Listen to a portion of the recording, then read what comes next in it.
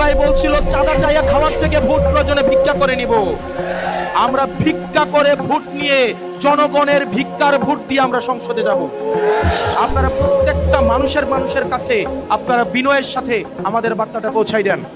আমরা দায়িত্ব নিচ্ছি, আমরা প্রয়োজনে সবার থেকে টাকা তুলে নিয়ে আমরা আমাদের নেতা কর্মীদের, আমরা যারা আছে অসহায়, যে এখানে আপনাদের জামাত ইসলামের একটা সিস্টেম আছে, আপনারা ইয়ানা তোলেন, আপনারা বাইতুল মাল তোলেন, এটা নিজেদের মধ্যেই তো আপনারা নিজেদের ইনকামের একটা অংশ দিয়ে দেন, তাই না? আল্লাহ রাস্তায় দেন না? এই চর্চাটা তো আপনাদের মধ্যে আসে না?